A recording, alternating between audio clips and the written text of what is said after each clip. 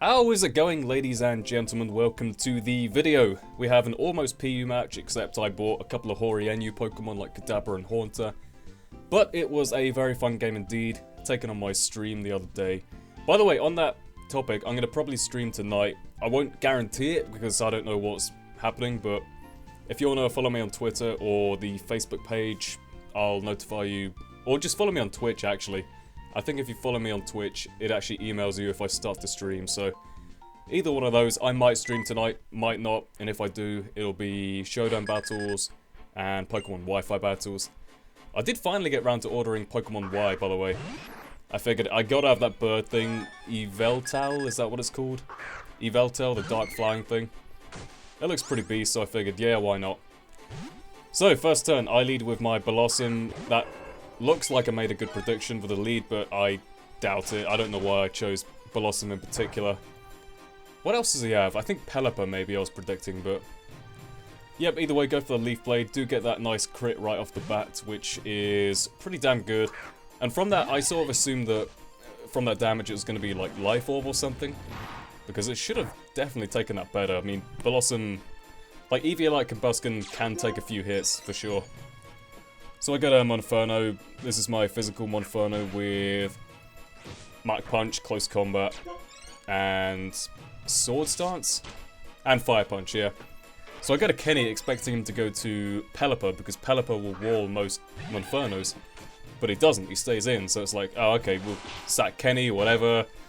Poor Kenny, you will fight again another day, I'm sure. Go for a Mach Punch. He does miss that Sky Uppercut, unfortunately, which would have done a good chunk of damage.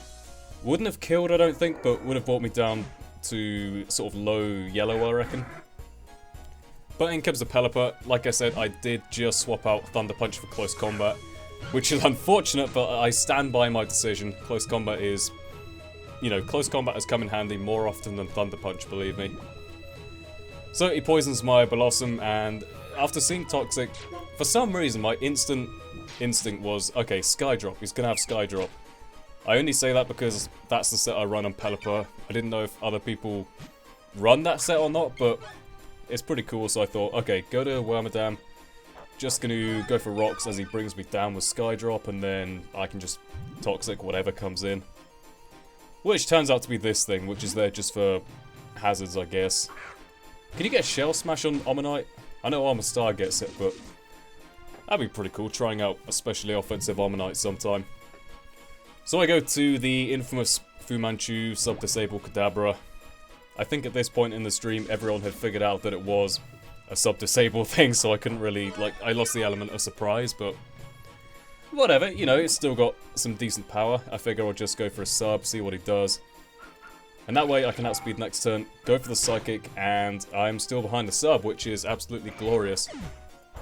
Now, nothing on his team particularly enjoys taking hits from Kadabra, so I mean, he does have the Kecleon, but I can at least sort of work around that in the fact that I can go for Psychic, and then I have Signal Beam as my coverage move, so if this does enough, I can hopefully just kill it with Signal Beam.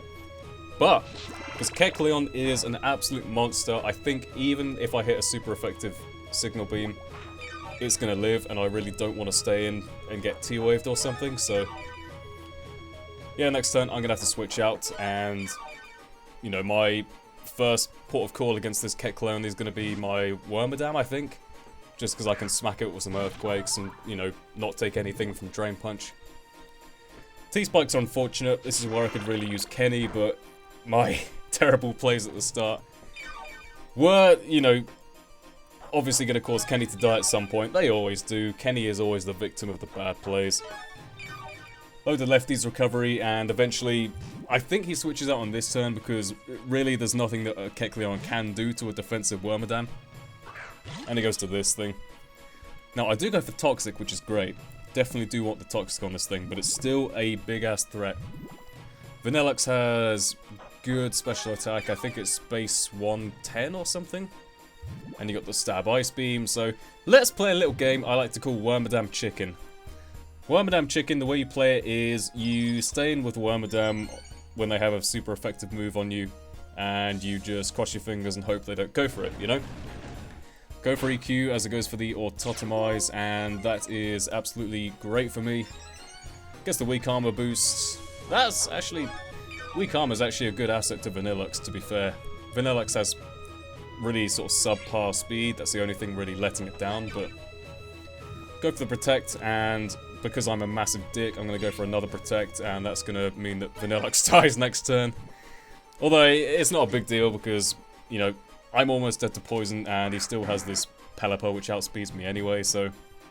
It really doesn't matter. I mean, I kind of thought he'd go for Scald on this turn because I run Skydrop, Scald, Toxic, and Roost on mine, but I think we see in a sec that he doesn't actually have Scald, or if he does, he doesn't use it.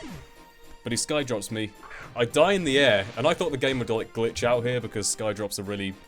Like, I think there's been problems regarding double battles with Skydrop. It like goes really weird if they die in the air or something, but... No, it turns out it's alright. I think it's maybe if they use Gravity and they die. Something weird to do with Gravity and Skydrop anyway, but... This is cool. I didn't even realize this at the time, but if they have nothing when they Skydrop down, it doesn't do any damage, which really makes logical sense because you're not dropping anything, but that didn't even occur to me at the time, you know? So it turns out the last move is U-turn, which definitely works in his favor because he can U-turn out, save his Pelipper, and go into this thing just to take my Psychic. And this is a threat because obviously Ditto keeps its HP stat, which is 300, so he has a 300 HP Kadabra, probably Choice Scarf, don't know, but that is something that my team definitely does not appreciate. Gonna Blossom just in case he goes for Psychic, protecting my Monferno, or Haunter I guess. And now I can go straight into Haunter. Go for the trick because Kecleon is still lurking around and I do not want to... Like, Scarfed Haunter has no chance against Kecleon, put it that way. Get the lefties, whatever, doesn't matter. I'm just going to go for a T-Bolt this turn because... Well, I guess I could have gone to Kadabra on this turn. That would have been a good play, but... Whatever, I stay in with Haunter and... Oh, by the way, this end you have to think about carefully, right? Pokemon, in my eyes, competitive Pokemon is all about deciding what to sack first, right? You gotta just prioritize your Pokemon. Obviously, Kenny's right at the bottom. Then you got all the, like, walls, like Stealth Rockers, Rapid Spins. And then the fast setup sweepers, those you want to save towards the end, right? Oh, and Scarfers up the top. Always keep your Scarfers. So, I get paralyzed. That pretty much makes Haunter useless, but I have a plan. I'm gonna go to Kadabra just to sack this thing. Now what I need is, that Ditto I need to play around carefully. If he transforms into my Kadabra, which obviously he can't now because I'm dead. If he transforms into the right thing, that means that he can easily take out both of my Pokemon. So I have to go into Monferno here. The reason I sacked Kadabra is so that I could go to Monferno. That means I can Fire Punch on this turn. He's not going to stay in because he knows the Shadow Ball is not going to kill from there. Fire Punch this thing and... I doubt this crit mattered, but if it did, I could have just gone for Mach Punch next turn or whatever. And now all he has left is the Ditto, Fater U, and I have the Haunter, so obviously he can't go for Close Combat or Mach Punch, so he has to lock himself in the Fire Punch. That's sort of... Ditto is a great Pokemon, but if you have a couple of Pokemon left that can cover each other's sort of attacks, like... You know what I'm saying, like, if they could transform into one of your Pokemon, the other one can handle it, you know?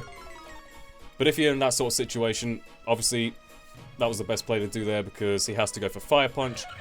I can then take it out with Close Combat, and that will be the game. I think I only had Haunter left, which would have obviously got wrecked by a Fire Punch, but...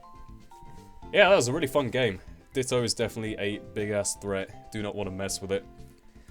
So, Monferno... Star player, honestly, like, if you haven't used Monferno and you've played NU or PU, you're missing out. Like, good base stats, great speed, you know, decent enough bulk with a Violite. It gets Sword Stance and Nasty Plot, and a fighting priority move on each of the sides of the spectrum. So I hope you all enjoyed. Like I said, check it out on my Twitter and see if I am streaming sometime within a couple of hours of this going up. And with that being said, I'll see you all next time. Goodbye.